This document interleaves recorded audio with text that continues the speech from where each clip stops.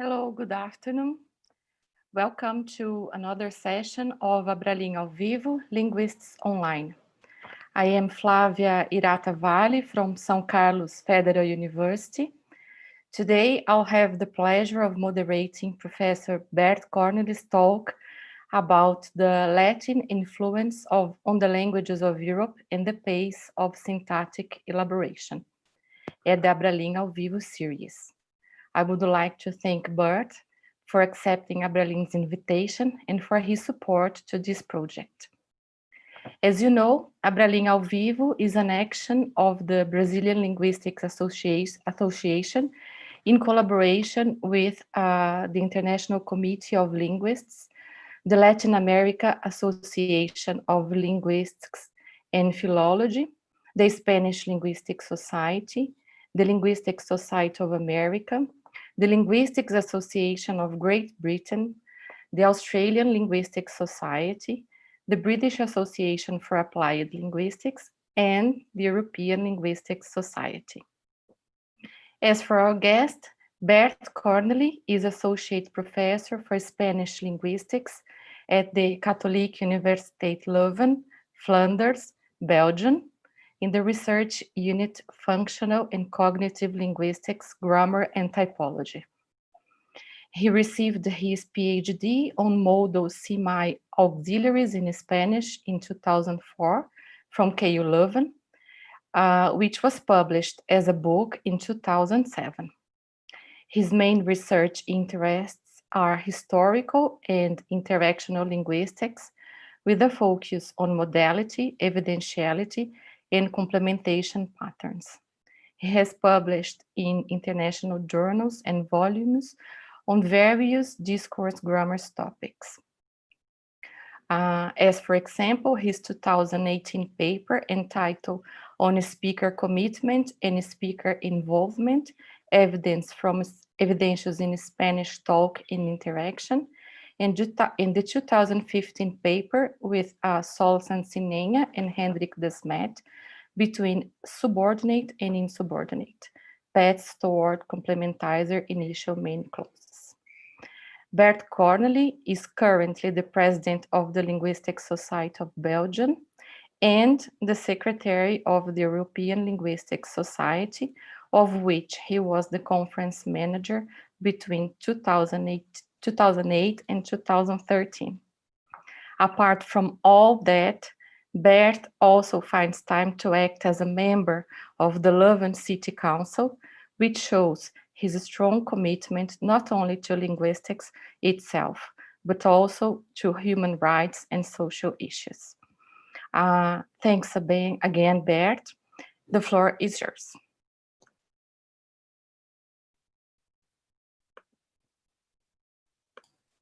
Thank you so much, Flávia. Thank you also to the association. Muito obrigado pelo convite.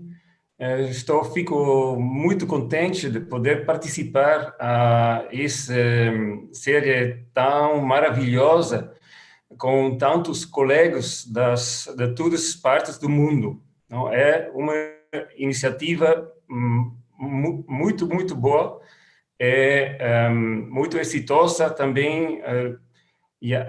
Tem muitos colegas participando e vocês mostram que colaborar, uma boa colaboração é a base de tudo.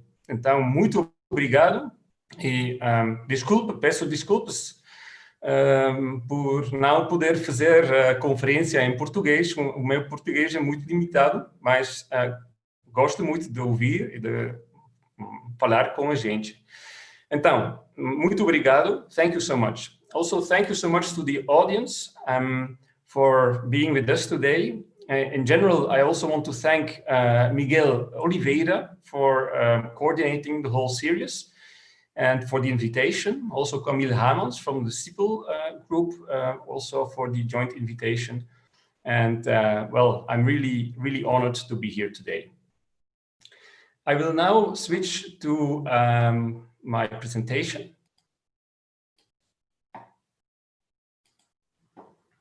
Okay.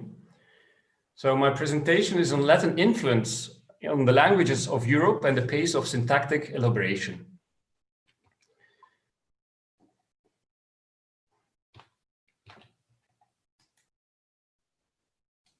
Okay, so the narrow point or the narrow topic of this afternoon session is minari ruinam, and how this Latin construction changes or evolves towards amenazar caerse, ameaçar cair, menaçar de caure, minacciare di cadere, menacer de tomber, dreigen te vallen, drohen zu fallen, and threaten to fall. So this is, let's say, the starting point of a whole reflection on how change in the past from Latin to our modern languages can take shape, can take place. Okay, but why is this an interesting topic? It is a topic very much away from, let's say, the social situation of today. So why is this an interesting topic, and why can we ask interesting questions about this phenomenon? Well, historically speaking, there are different waves of Latin influence. So the question, one of the questions is, what kind of Latin influence do we observe here? Linguistically speaking, we are very much interested in the dynamics of language change. So the question here is the auxiliarization of threatened verbs an instance of change from above or change from below? And what does it tell us about grammaticalization at large? And then culturally speaking, there is the question of norms and innovation and prestige. And so one of the other questions is, where does the prestige of linguistic forms come from? So all this makes me say that this is still an interesting topic. And so we have different dimensions to discuss. Okay, well, first of all, Latin. As you know, the language of it is the language of Roman Empire and Roman law, but it is also the language of Christianity. The Vatican still uses Latin for its most important official documents. And it is also, or it was to some large extent, the language of science. Remember, for instance, Newton's Philosophiae Naturalis Principia Mathematica at the end of the 17th century. So this makes Latin a language of reference for many other cultural practices. And so at the same time, it is considered to be an appropriate language to express complicated thoughts, because the main thing and the subordinate is very much distinguished. And it has also received praise for its logicality, avoiding double negation, for instance. So its clearness is also praised. Now, of course, there are many, many words in other languages coming from Latin and also from Greek. And this is well accounted for in, for instance, Solodov 2010, where you can find a general overview. Blatt, Frans Blatt, in 1975, publishes a very, very interesting paper on loan syntax with a focus on the Latin sentence structure in the languages of Europe. And I will refer to that paper several times today. Now, the question is how to differentiate between Latin syntactic loans and natural traditional expressions in European languages. For expressions that are common both in the classical and in the modern language, we can say that a similarity of structure may be entirely due to Latin or Greek influence or its origin. But on the other hand, in other cases, in other situations, similarity may also be due to a parallel development if the structure is in line with the linguistic tradition of the European language. So this is really a discussion zone. Is the similarity really due to influence, or is it an autonomous or autochthonous evolution? Now, in general, Latin influence can be assumed whenever modern constructions can only be explained by the Latin model because of their spatial character, for instance. The parenthetical constructions, that is, esto es, c'est-à-dire, come directly from it est in Latin. Latin influence can also be assumed when a construction appears under specific circumstances. For instance, we have comme and como in Spanish and in French, from the Latin cum plus subjunctive. And we observe that this construction does not appear before the late 15th century in Renaissance. So it is a specific context of use. We can also assume Latin influence when a construction is frequent in translations or learned texts, but rare or very rare in original literature. For instance, this is the case of sentence final position of the verb in Spanish and in other languages. And we also assume Latin influence when the usage of a construction supposed to be of Latin origin is widened. For instance, in the case of participles, we have limited use at the beginning, but extended use towards the other centuries. Okay, so Latin influence on the languages of Europe is the main topic, but which Latin and when do we observe that Latin influence, or what kind of periodization do we use for talking about Latin? Is there direct or indirect influence, and how is this influence? Via which text, for instance, is another question. Then what kind of influence? Early influence or late influence? We know that many languages come from Latin, so there we have early influence, but there's also later influence. And the question is whether we can make typological generalizations from this influence. And then we have the issue or the topic of syntactic elaboration. So after my first and second part, I will go on to discuss cases of syntactic elaboration around the threatened verbs in the languages of Europe. So there we have Latinate or Latinate construction with extra auxiliation, so extra grammaticalization, and we will detail the different steps in this evolution. And then finally, I would like to discuss the different pace of the evolution of innovations. And so we will compare different languages at the end of my talk. Okay, so which type of Latin first? As you may know, there are many different types of Latin, and the question is how to distinguish them. For instance, we can use a chronological criterion and talk about early or archaic Latin and also late Latin. We can also use a political criterion, for instance, by means of referring to Republican, Augustan, or post-Augustan Latin, and also Imperial Latin. Now, a social-cultural criterion is also used. For instance, classical Latin is a very often used term, and Silver Latin and Vulgar Latin are also being used in the literature. Now, there are problems with this, with clear distinctions, because at the same time we know that there are many registers too. For instance, in the Latinitas, they spoke about already at the time about sermo urbanus and sermo rusticus. So the more rusticus, the less educated people talk. There was also the sermo humilis in different stages of the Latin languages. Of the Latin language, for instance, Cicero already mentions humilis, but at the same time, later in church Latin, humilis is also used to refer to the people. We also have Silver Latin at the same time, or referring to post-Augustan Latin. And we have Christian Latin.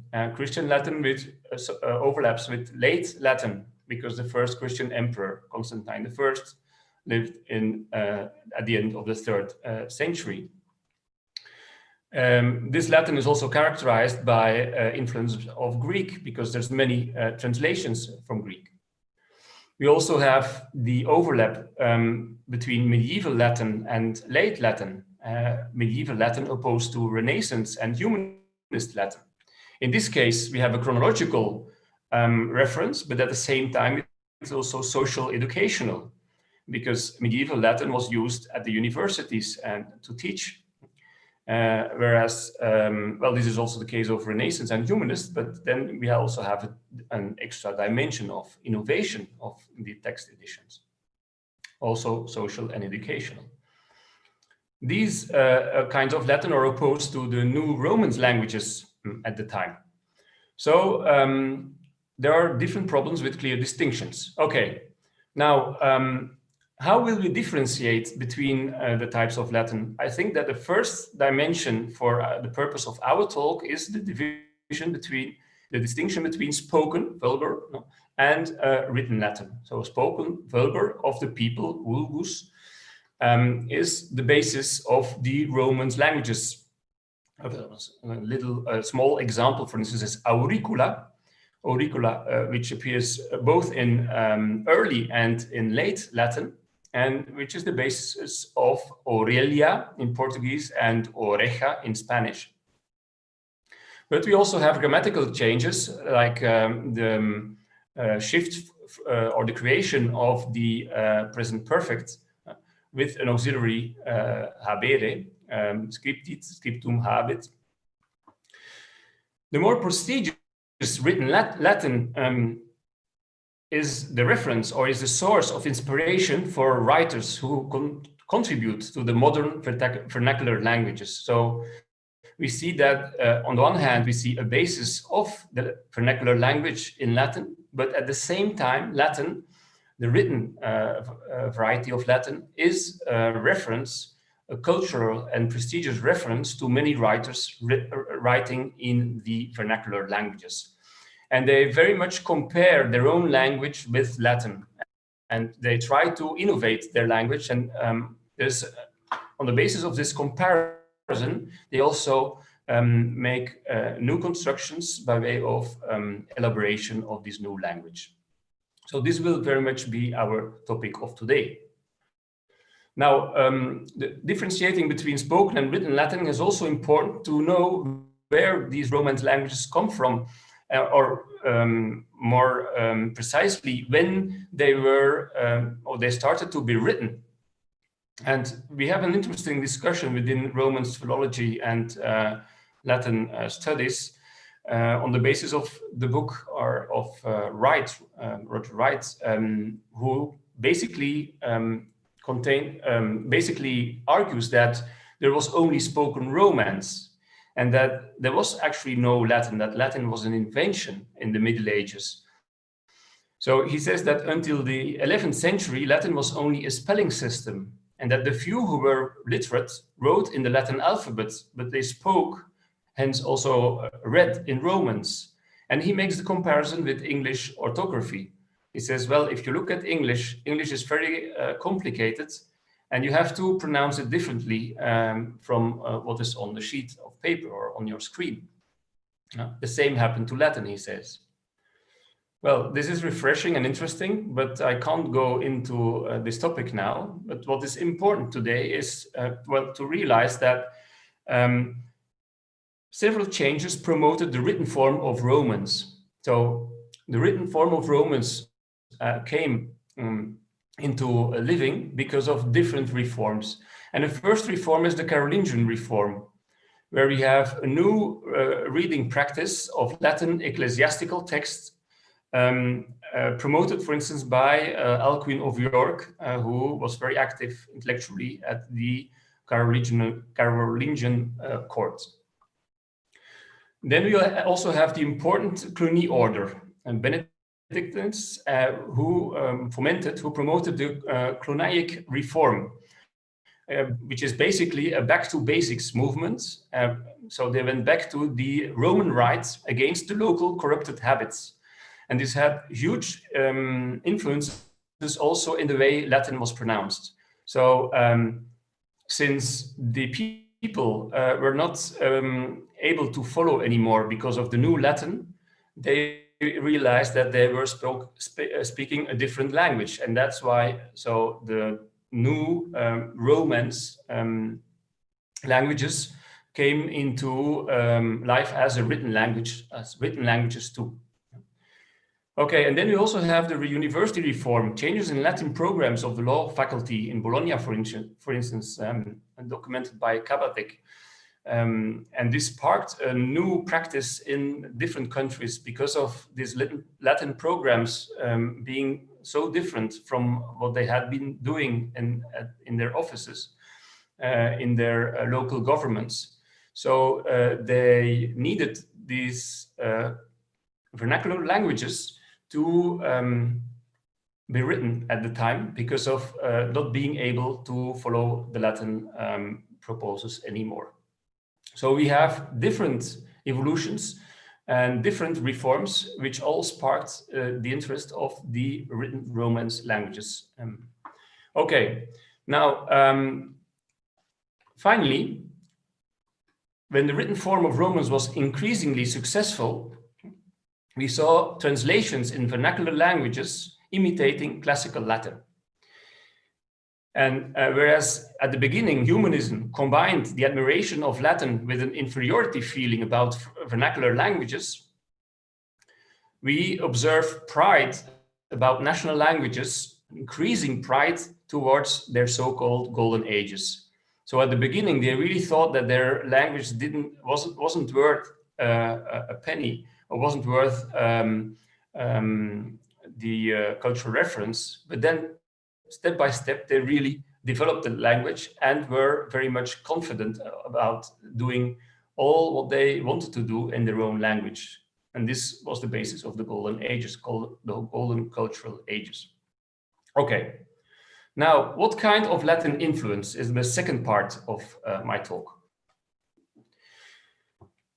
So here we have the Charlemagne reign at the 9th century, which occupies or which spreads over most of Europe, Central and Central Europe. And Dreigen, 2017, shows that this political constellation was also a basis for linguistic union. And she argues that the reform of the Latin language at the Carolingian court, for instance, the change, more precisely, the change in deponent verbs, made that the present perfect was promoted in the nucleus, in the kernel of this reign. And this is what we see in France, or in current and present day French, and in German, and also in Dutch, where we have the present perfect as the main form. Another difference that she mentions is the combination of have and be auxiliaries, which are also common in French, also in Northern Italian, and in Dutch and German. Here we have two examples: nous sommes allés and nous avons vu. So this is all due to the Carolingian reform of writing in Latin. Now, if you look at Portugal and Portuguese is in the periphery, and there we have more preterites and no be form. Okay. Now, this is an example of early influence. There's also later influence. For instance, the superiority of Latin as a written language was greatest in the early days of the national languages in Renaissance. An example is, for instance, the clear structure of the Latin grammar as the basis for Nebrija's Gramática de la Lengua Castellana at the end of the 15th century. In general, we observe a lot of very literal translations showing, for instance, that the national languages were able to assimilate Latin constructions. For instance, we have this, the periphrastic passive in Old English was Roma burg abbroken, fracta est Roma. We have development of subordinate clauses in Althoogduits. We have participles in the Scandinavian texts, which were impossible in the sagas, Old Norse. And we have relatives in the Scandinavian text, whereas in the sagas, relative connection was expressed by particles. So there is a whole innovation of the complex organization of the text in the national languages, the national European languages, competing with Latin constructions. There's also syntactic Latinization in Renaissance, and some of these tendencies did not last, as we know, but several others never disappeared. And those which did not disappear can be considered as Latinate innovations in the language, And sometimes they lack a similar syntactic pattern in Latin, which points to the process of syntactic elaboration in the national languages. So in the national languages, there were ongoing changes on top of the Latin loan or Latin calque. And authors perceived the new forms as prestigious. And this is the case of the topic of today, where we will discuss amenazar, menacer, dreigen, with the infinitive, which stem from different minari constructions, but lacking. So in the Latin, there was no infinitive, so they could not be considered as an auxiliary. They were verbs combining with other complements. Okay. So what kind of stylistic patterns are typical of the classical prose in opposition to vernacular traditions? And here I base the description on Frans Blad's description published in 1957. So the sentence structure is very much inspired by classical prose in Renaissance, for instance, and later on. The classical organization by means of discourse markers such as English therefore, then, however, and but, or French donc, mais, and or, cannot be considered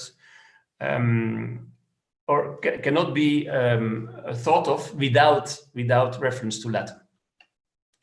Because in Latin, we already saw at, ergo, autem, and many other markers. There's also these parenthetical remarks, as already mentioned.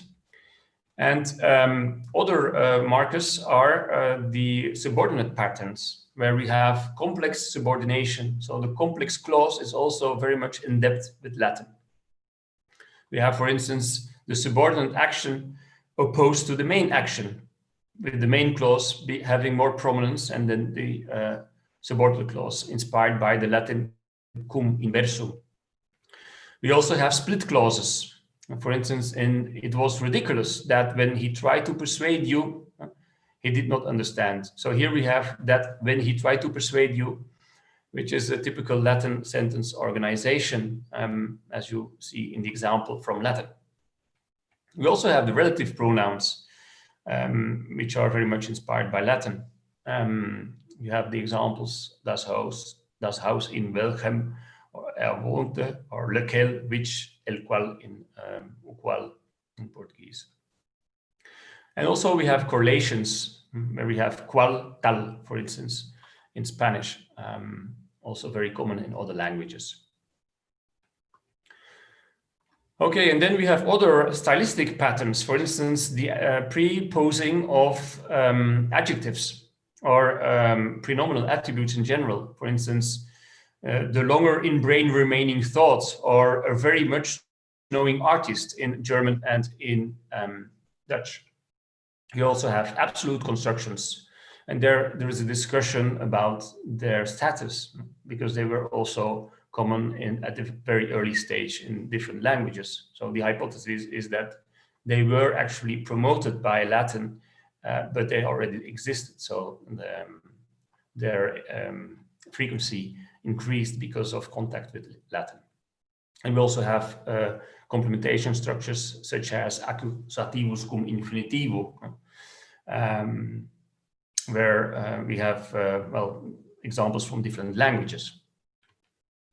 And we also have constructions like the city of Rome, ups Romae, where we have an epixegetical genitive with the preposition of, whereas in Latin we have the genitive case. Okay, the question now is whether we can make any typological generalizations on the basis of Latin or contact with Latin. There is interesting research on exotic languages, which has shown that the big European languages have idiosyncratic features as well. References can be made to Haspelmath and Van der Aura, Heine and Kutiwa. And Europe is a linguistic area on Sprachbund. It was the conclusion by the Eurotype project. And so we can speak of standard average Europeans sharing different features. For instance, European languages are converging at the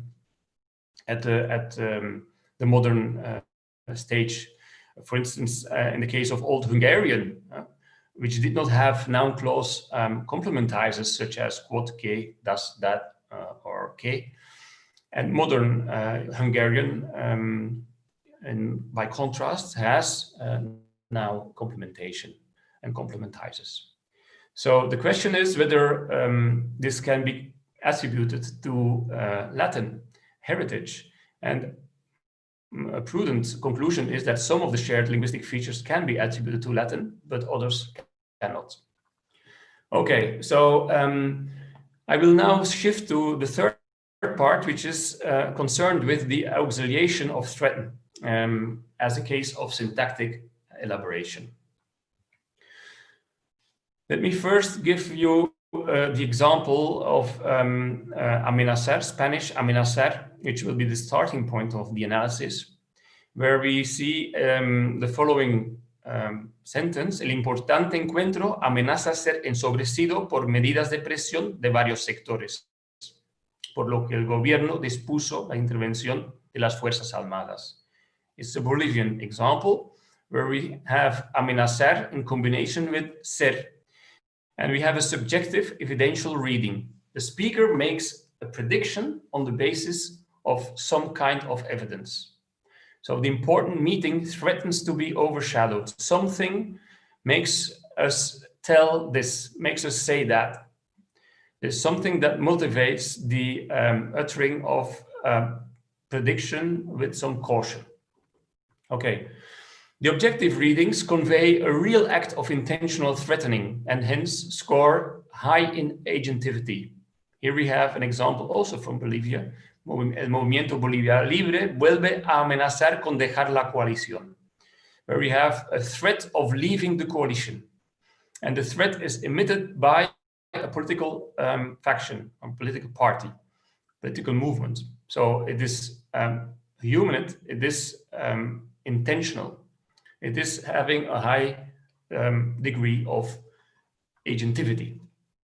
Now, the layering of the objective and subjective readings suggests that there is a strong conceptual relation between the two. Yet, we should be cautious because whether such a synchronic view is in line with the diachronic evolution remains to be seen. I will show in this and the remainder of this presentation that this is not the case actually, and so I will question two approaches. On the one hand, I will question, for at least for this case of auxiliation, I will question the semantic change tradition, so where the subjective reading is seen as the result of the conventionalization of pragmatic inferencing, and this is the model proposed by Trogot and colleagues. I will also question the cognitive linguistic tradition, where the subjective reading is often accounted for on the basis of features of the objective reading. Okay, so which cognitive mechanisms are said to play a role in the subjectification of threaten and promise verbs? And I will give you a small list now. Metaphor as a cognitive mechanism is often referred to.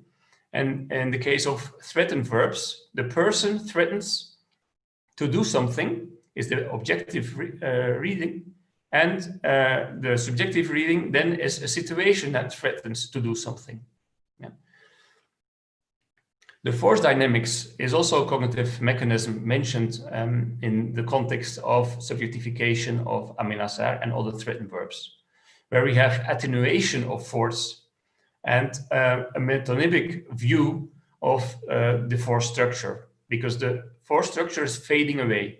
So the initial force related to the intentional agentive patterns is fading away, and so the end result is a threat without the agentivity. We also have other accounts based on speaker-hearer subjectivity. For instance, in the case of threaten, where the speaker uses a verb as threaten to characterize a situation. And this is opposed to a character subjectivity. This is a proposal by Verhagen, because character subjectivity has the promise of making a promise.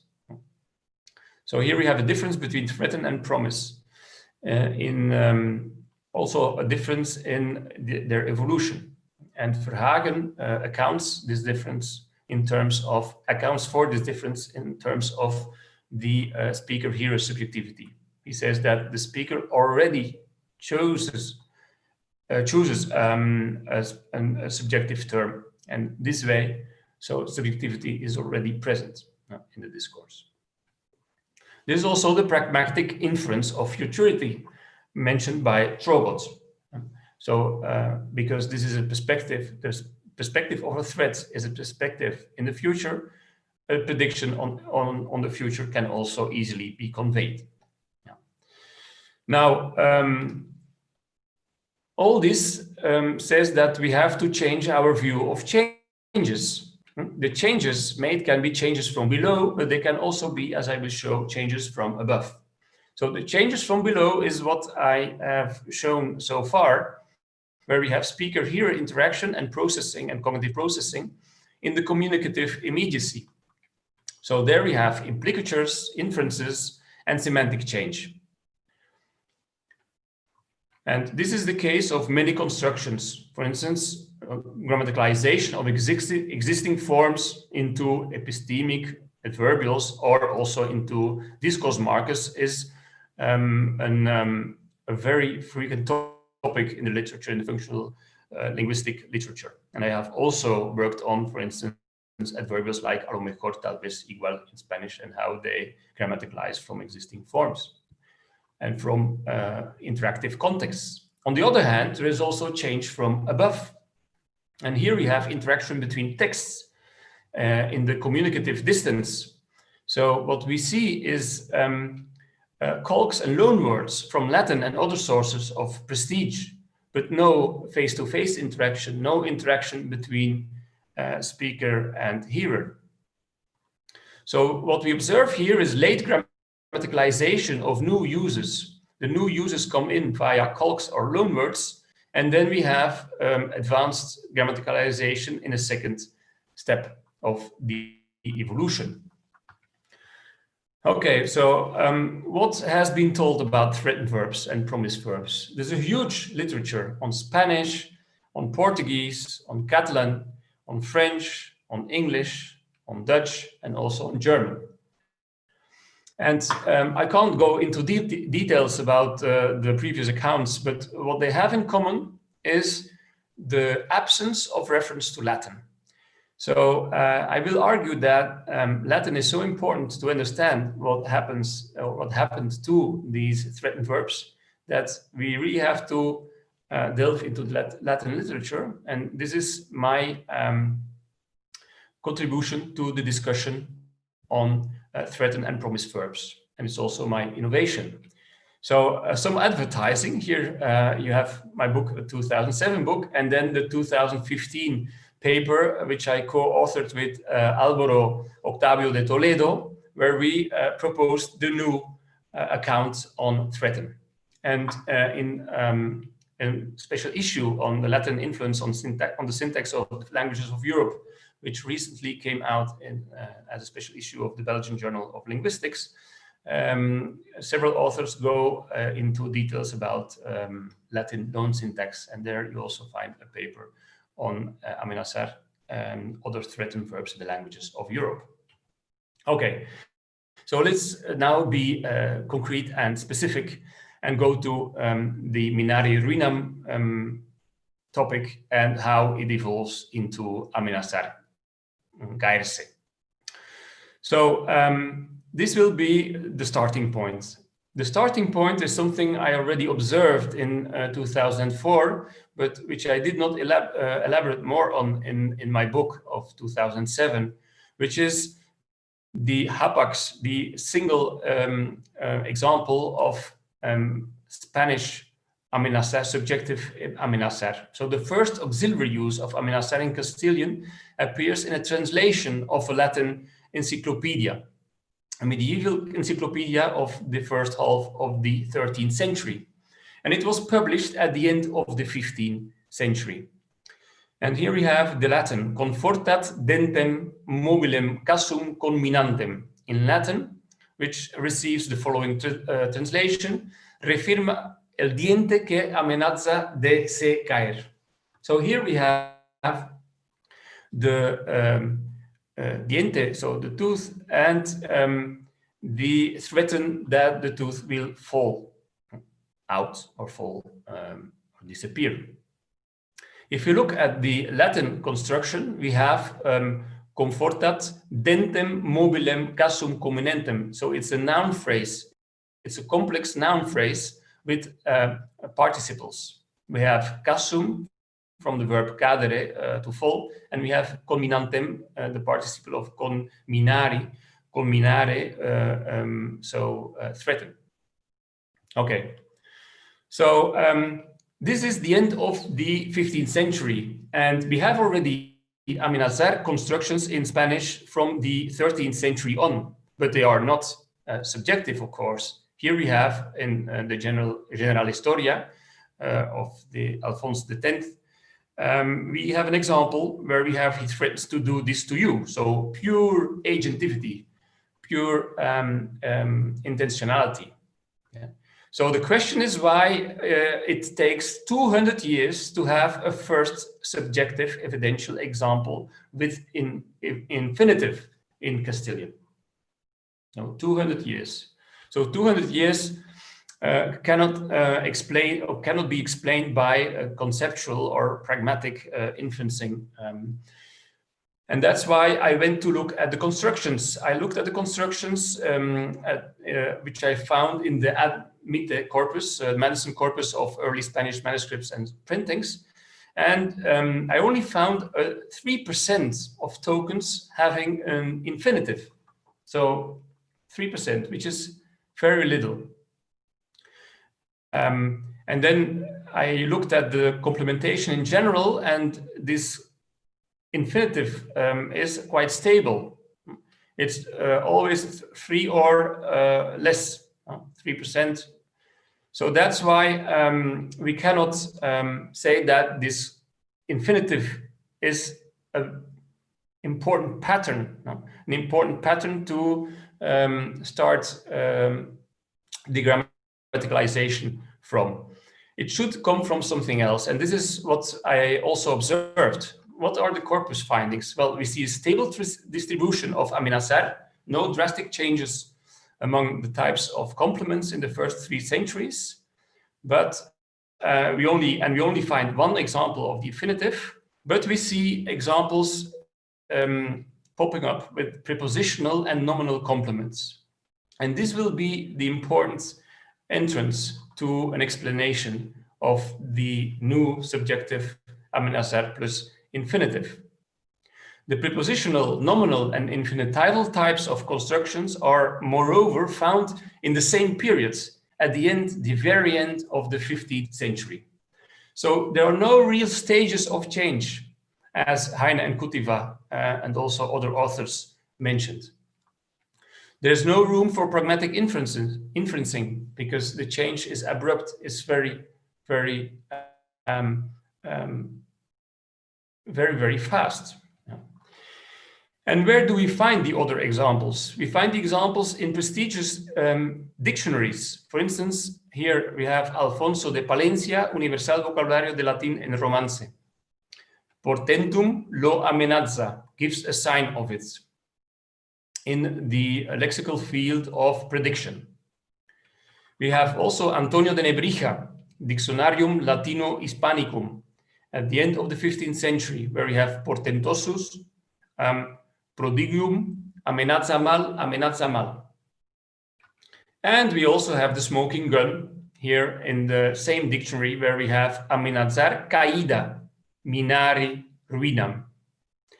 And this is a real smoking gun, I'm not kidding, because our example, as you have seen already, is amenaza de se caer, at the very end of the 15th century. We have other examples also at the very end of the 15th century with amenaza de recaída, threatens with fall. So since we don't have infinitives, but we have other constructions. These other constructions may well be the basis of the evolution. And we see in the 16th century other examples with caer. So caer is very much in the center of this evolution, of this innovation.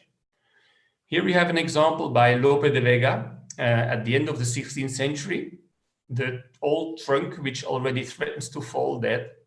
And we have also an example by Alonso de Virués, a translator of Erasmus, where we have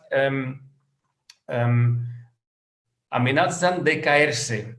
It's about parts of the body and body parts. So, and in Latin, it is ruinosis. So in the ablative, ruinosis. So ruina is also the basis here for using amenaza de caerse. This is at the first half of the 16th century.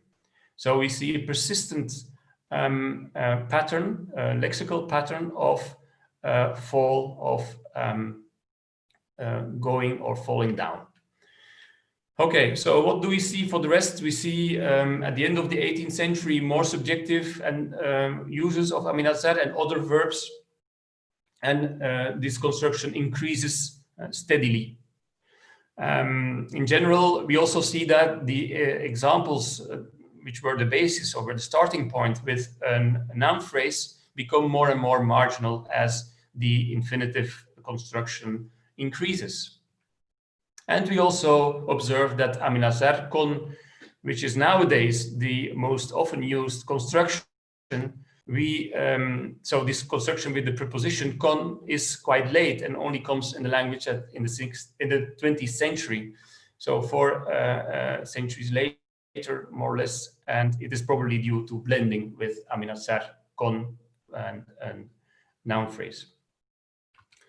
Okay, so the interim conclusions are the specific subjective conceptualization of amenazar is not a result of a century-long evolution. In 3 years, we find amenaza caída, amenaza de se caer, and amenaza de recaída. The first examples come from Latinists and translators or high-level authors. And the reading of evidential amenazar has not changed much over the centuries. So the stages of the evolution cannot be observed in this case. Okay, so this contrasts with the view of Heine and Kutiva, who argue that the grammaticalization itself does not provide a comprehensive explanation to the threatened verbs, but they see French as the main influence. They argue for French influence because of its timing, because of its diffusion, that is the center of Europe, and because of its exclusivity. No other examples of these threatened verbs are observed as we know, as far as we know, in other parts of the world. Yet their account does not detail the context situation between French and the other languages. And so this is a big caveat and a big problem. And I will now show that actually it is not French, but it is Latin. No. So I will first delve into French because there's some indications that we really have to analyze further. Because the Propietatibus Liber de Propietatibus Rerum it was written by a scholastic scholar of Paris belonging to the Franciscan order. And there were several translations, an Italian translation, an Occitan translation, a French translation, an English translation, Dutch translation, and the Spanish translation that I analyzed previously. So now we will look at the French and also, to a minor extent, the Dutch translation. So let us look at what happens in the edition of Jean Corbuchon, or the translation by Jean Corbuchon at the end of the 14th century. If it were really French influence, then we would find also in this direct translation the French expression of menacer de, and this is completely absent. So we have ferme les dents qui lâche. So no French here. No French menacer de. That's why we go to Latin. And in Latin, we observe many constructions with minari, fretten. For instance, here we have the classical Latin of Cicero and Virgilius, deflagrationem minaretur, infandum cassum minaris. We see ruinam pendentem with minari. We see also periculum minatur in post-Augustan language. There is also in medieval and humanist Latin works many cases of minari. For instance, here, ruina quam minabantur, minatur cassum. So once again, ruina, fall down, cassum, cadere, fall in the Carmina Burana. We have triste minatur onus. We have ingentem ruinam minabantur in Antonio Bonfini, so where we already have humanist works. So we see them all over the place. And what happens in the new languages of Europe, in this case, the new Romance languages in Francien, Tuscan, Aragonese, and Castilian. And these are examples of our paper in the 2015 book gathered by my colleague Álvaro Octavio de Toledo. Here we have the example of Banechevet, so a translation from Minabatur. We have Minachava, also a translation from Minatur. We have Menazzo de Mayor Periglo in Aragonese, Juan Fernández de Heredia, con Minata in the original version. And we have an example from the General Historia, Alphonse X, from Ovidius, Minantur, Menazaban, Periglo de Muerte. In all these examples, we have a combination of menazar, menacare, menacer, with a noun or a prepositional phrase. Okay, what do we see? What do we observe in the humanism? In the Iberian Peninsula, humanism arrives quite late, but Enrique de Villena is a precursor, and we have several examples where there's menazar in a translation from classical works. For instance, here a work by Virgilius, and we also have other works so all related to Aeneas and Aeneas. Menazaba la muerte, menazaba batalla, menazaba tempestad, where in this case we even don't have minari in the original. And these are interesting cases where we don't have the original, because this means that it is quite entrenched as a new construction. Here we also have menazan los periglos, recitados, and so on. So the conclusions are that we have minari plus infinitive. We have it in the Castilian example, but not in Latin, and not in the pre-Renaissance Romance languages. So we don't find cases. We don't find any cases of auxiliation with the infinitive in these contexts. At the end of the 15th century, we can already speak of a construction with the subjective evidential reading in Castilian, as well as in the Romance languages.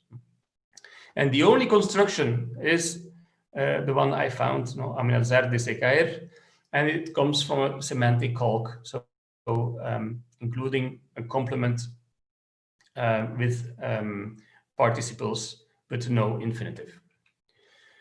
Okay, so in this case, there is a constructional change from a main verb plus the noun phrase in Latin to an auxiliary plus main verb in Castilian and in other languages later on. This constructional change takes place via an extension from the noun caída to the infinitive caer or caerse. And this Latin-based account goes against the inferential semantic change and cognitive linguistic approaches for auxiliaries. Moreover, the account presented refutes Heines and Coutivas' French-based accounts. There is context-induced grammaticalization, but the context is with Latin and not with French in this case. Okay, and now, in the last minutes, I will go to the pace of syntactic elaboration and look at some other languages and see what happens in these languages. Because if we think of shared grammaticalization or a shared basis in Latin, we also have to see the specific context where this evolution or where this change takes place. Okay, so let us now go on to Dutch. We have a subjective construction of threaten, dreigen in Dutch in the 16th century, according to Joop van der Horst, the ship which threatens to sink.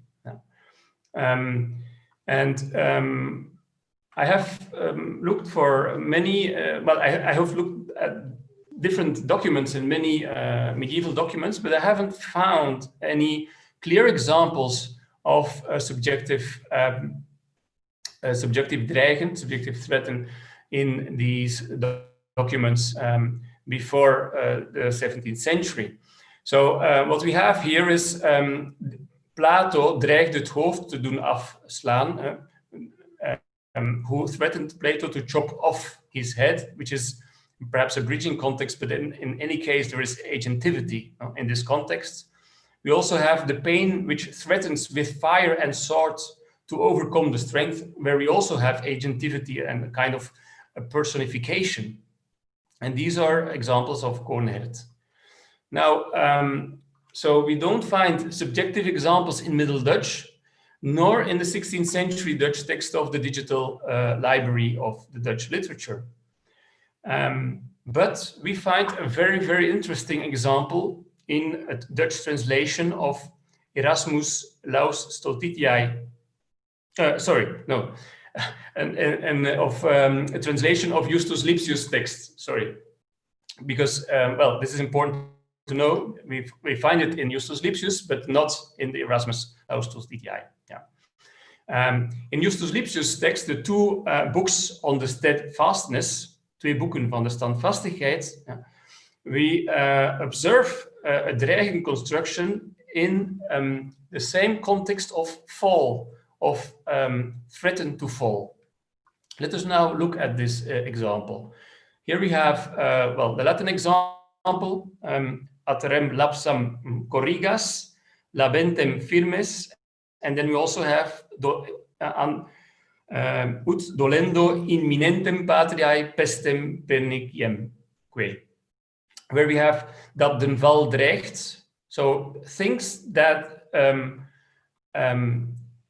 for which the fall threatens, and also that the disaster is imminent. No? Imminentem, disaster, pest is imminent, is approaching.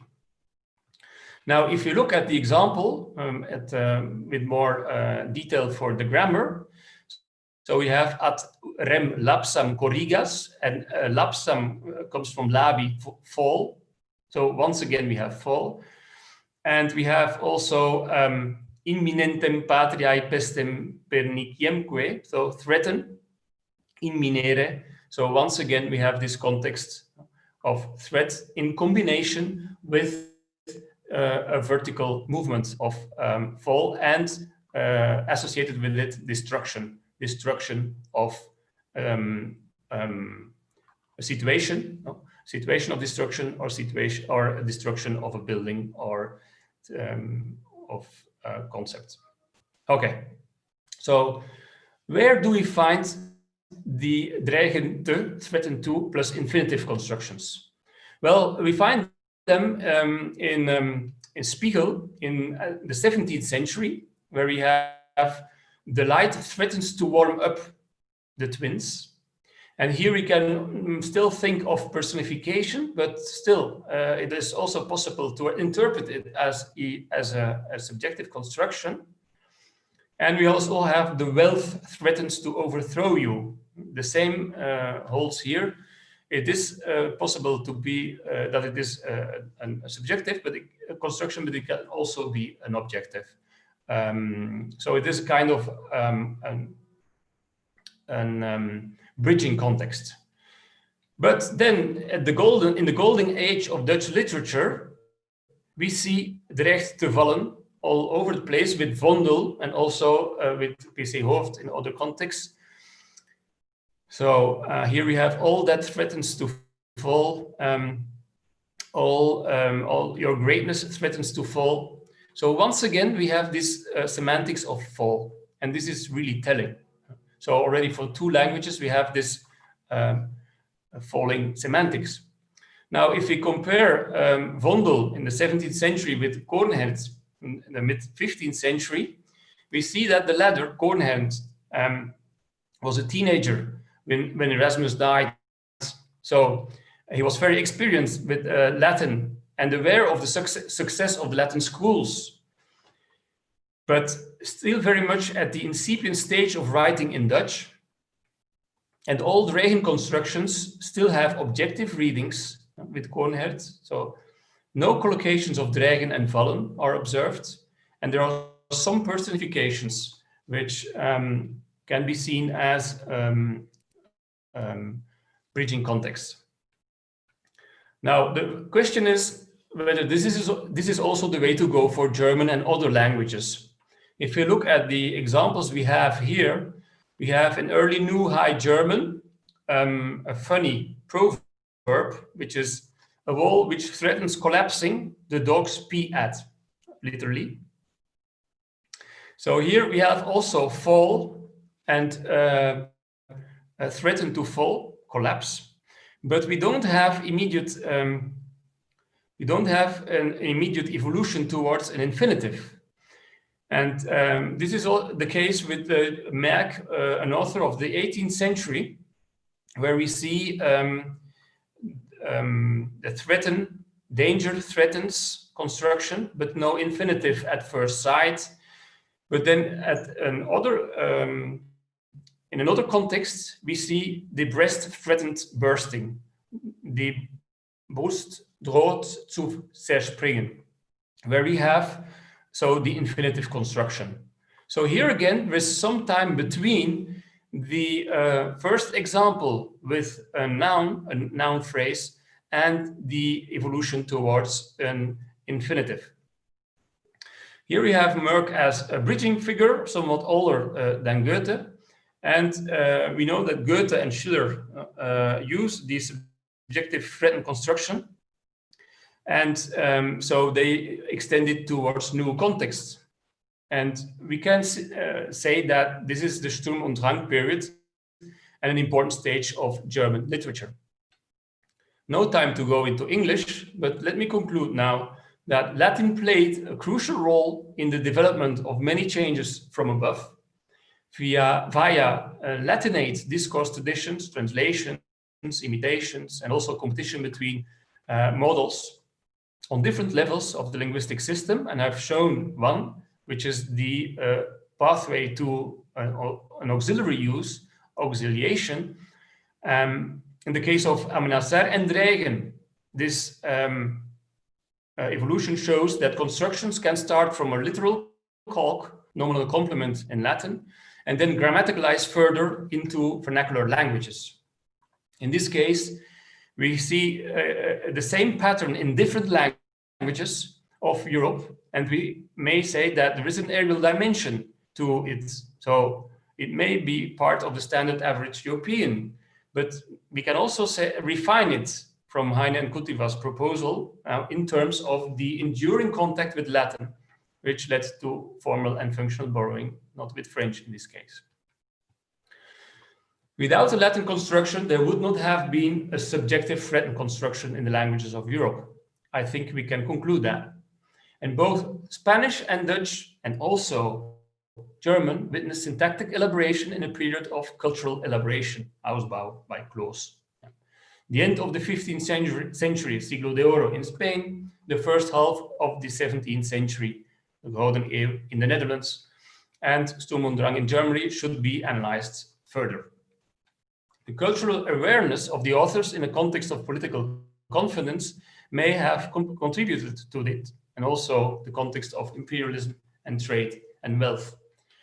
there are clear similarities between the Spanish and the Dutch precursors in the Vienna and Coornhead, who didn't have the construction with the infinitive, but did have a lot of uses, subjective uses with the nominal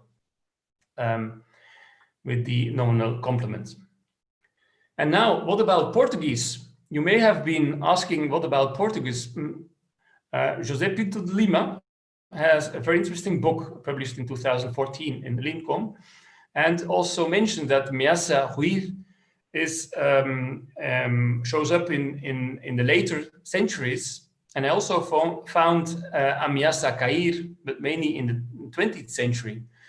So here you have an example from the Corpus do Portuguese, and the question is, why is this so late? No, ameaçar ruir, in the 19th century and the 20th century. There's a couple of examples. Well, perhaps there was no ruin, so there was no destruction, there was no reference to collapse, and this may be the hypothesis with which we can just leave this session. There was no collapse, perhaps, and that's why this construction was not used that often. So we will have to look into this more detailedly, because at the moment we don't have an explanation for this late appearance of ameaçar with the infinitive. Okay, thank you so much. Muito obrigado. Thanks a lot. Veel dank.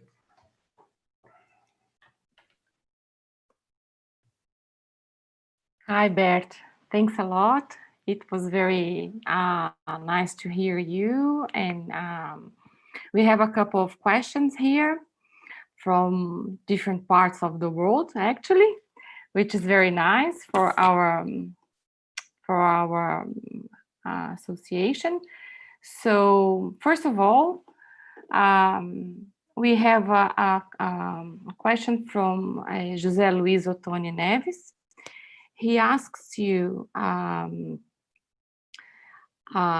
he states that language and culture are deeply related.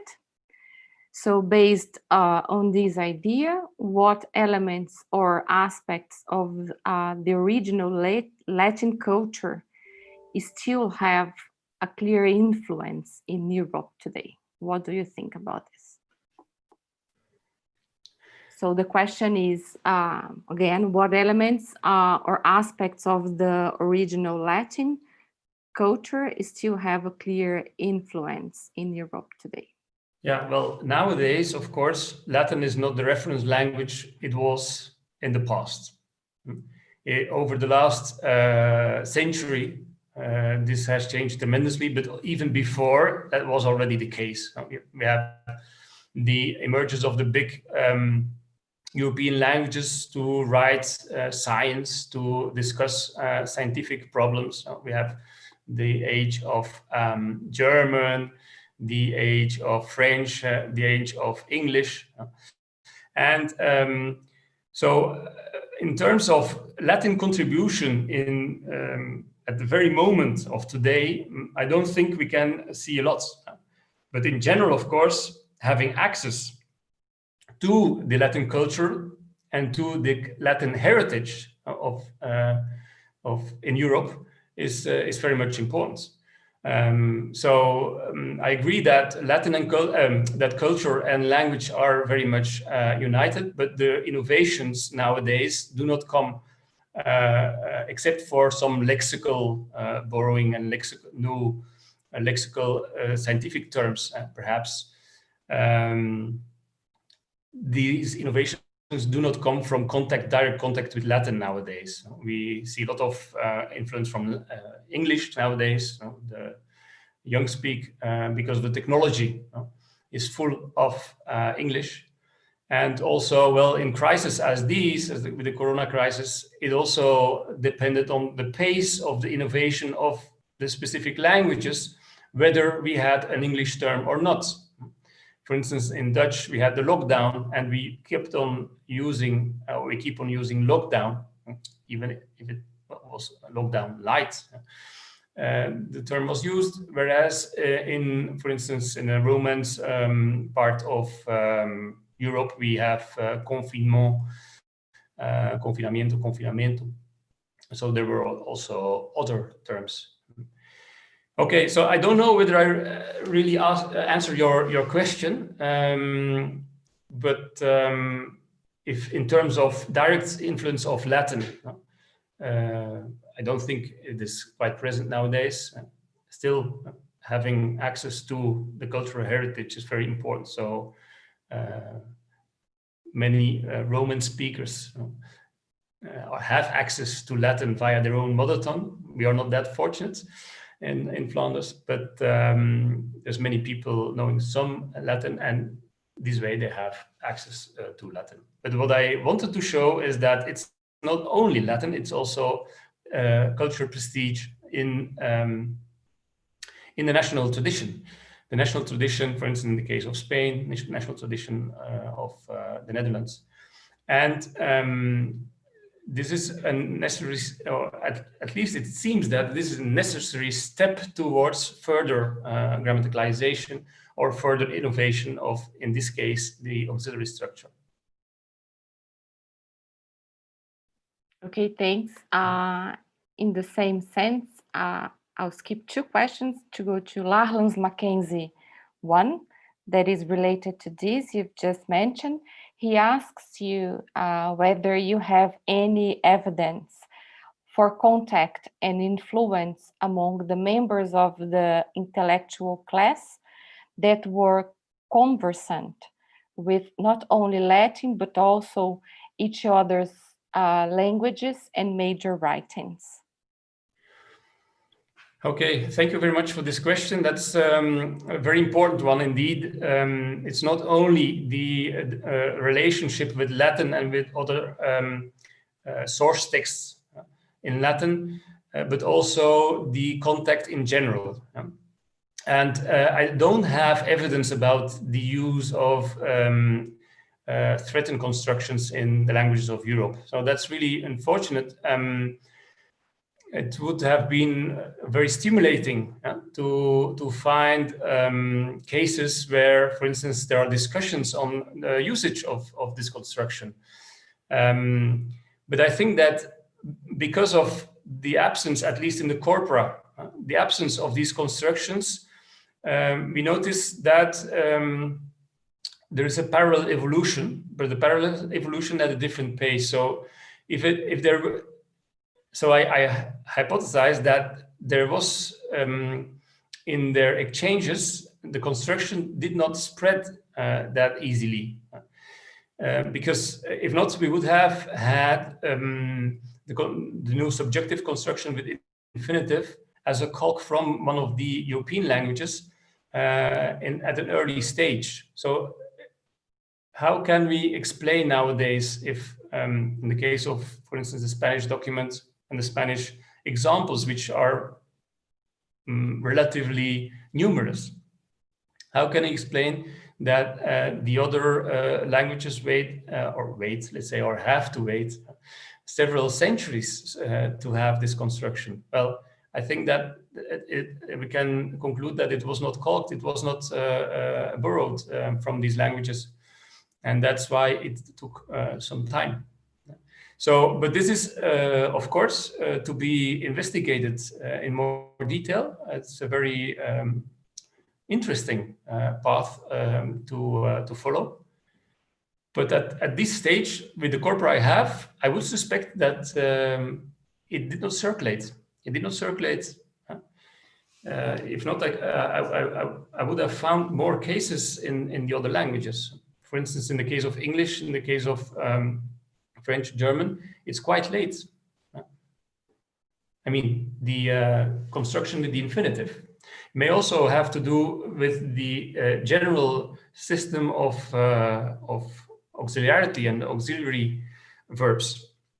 And they also differ from language to language. So this is something else that should be looked at. And if we have the evolution of ameaçar plus infinitive, how does this map onto the general evolution of the auxiliary verbs in a language? Okay, thank you. Now we have two questions that are more specific concerning the verbs themselves. So first one is from Laura Aurora Hernandez Ramirez. She's from Mexico. She says, hola, ¿qué tal? And para confirmar, she asks if amenazar plus the auxiliary has an evidential value. Yeah, well, so it is a special kind of evidential verb. Why? Because you have a kind of a prediction at the same time, but the prediction is based on some kind of evidence. If you say, for instance, this house threatens to fall or to collapse, then at least you need some specific information on that house. In this case, it will be visual, or you will have some other information, but normally it will be visual, or you have read about it. But so it is, in this respect, it is evidential. You use some kind of information to make the prediction. But it also has a prediction side. The predictive side in this construction has also something epistemic. So it is a combination. Other authors have dealt with ameaçar or threatened verbs in German and in Catalan, for instance, in terms of of evidentiality. This is the case. Well, yeah. So for drohen, for instance, and also for amenazar in Catalan. Yeah. So yes, it is evidential in my opinion. Yeah. Okay. Another question from Márcia Vieira from UFRJ here in Brazil. Yeah. She asks, what is the role of the conceptual meaning contextually associated to the noun phrase that combines in the construction verb plus noun phrase? There is a second part. She asks, does it tend to profile some kind of dynamic or non-dynamic verbality, meaning, or a state of affairs? So what is the role of the noun phrase that is combined with the verb? Yeah, okay, thank you. Well, in the case of amenaza or minari ruinam, so it threatens destruction, collapse, fall. What we see is that there is no agentivity, there's no intentionality, there is just a situation. Yeah? But the verb itself, threaten, is not the enunciation of a threat. So it is not verbal. It is, in this case, by contrast with promise, prometer, it is different, where we have make a promise. If you say, prometo, no? Prometo fazer isso, so you make the promise to do so. Whereas with amenazar, it is the speaker taking this word to describe a situation. So you can, of course, emphasize your own threats. And you can say, I hereby threaten to leave the room. But normally, the threat is emitted in a different way. Normally, threatening in this case is done not verbally, but by acting or by telling something or by doing other things. So you threaten somebody, no? Indirectly by doing something else, which then in this case is a way to avoid that what is said, to avoid that it happens. Yeah. For instance, if you say the coalition threatens to leave the government, it is not the intention to leave, it is intention to do something, not to leave. So they want to stay unless the conditions are not fulfilled. So it's more active, it's more an action than a speech act. With promise, you have the performative side, you have this making a promise, whereas with threaten, you hardly have it, and you can force it, you can say it in specific contexts, but they are not very common and they are not very productive either. And according to Verhagen, Arie Verhagen, this is just the conceptual basis to have the subjective reading, because you don't have to deplete, or you don't have to get rid of the performativity associated with the subject, which is the case of promise. And since it is already a description, you have the description and you have a setting to be used for subjective appreciation, or in this case, subjective prediction.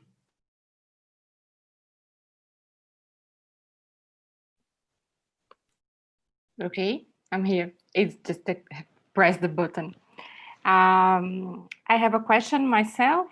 I think what you presented to us is a new way to view change nowadays, because we've been always taught that change tend to begin in spoken language, and even the corpora, diachronic corpora that we use to handle, in some sense, are not said to have conventions of the written language. So there is this continuum between spoken and written language always. But what you showed us is that in this case of the threaten verb, the importance of written language has to be taken into account. Is it the case, and do you think that this kind of setting, as you suggest in your paper, that the interactional approach should take into account more this discourse traditions of the written language, should be extended to other phenomena as well?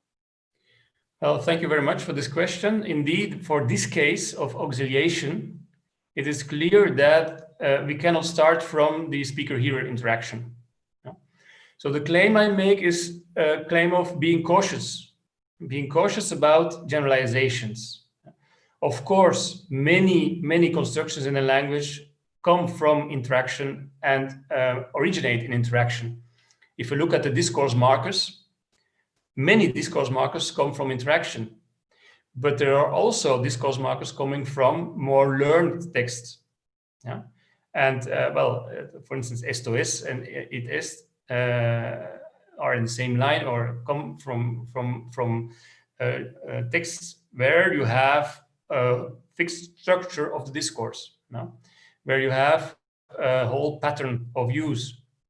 And these contexts evolve over time, and the uses of these new discourse markers, or in this case, this auxiliary, broadens. So I think that in the case of amenazar with infinitive, or threaten with infinitive in general, it did not originate in the spoken language, and it came down with the same fall metaphor in this case. It came down to the speakers and the speaker community. It is not very frequent though, but people recognize it. They feel that this is part of their language. So somehow they have been exposed to it, but they don't see it as a very common expression which they would use. Unless, for instance, in the case of the weather. Yeah? In the case of the weather, people say, yeah, it threatens to rain. Yes, well, I could say that. It promised to be a very good day. Well, I could say that. But the construction did not survive because of the speakers in this case, but because of the writers. So the construction came into the language because of written tradition, and so it is changed from above in this case. But then the interaction between different discourse traditions made that it survived. So the actualization or extension, generalization, broadening of the construction is due to writers using this construction. Okay, and this is why also the pace of the actualization or the auxiliation, is different. In this case, it all depends with the transmission from text to text and the way it became part of the general structure of the language, of the written language, and how other writers were exposed to it. And if there's only a few examples, then it will take more time. Yeah. But still, the construction is live and kicking in so many different languages in Europe that it is quite impressive or surprising, no? To see how, despite the fact that this construction is belonging to the communicative distance, speakers use it and recognize it.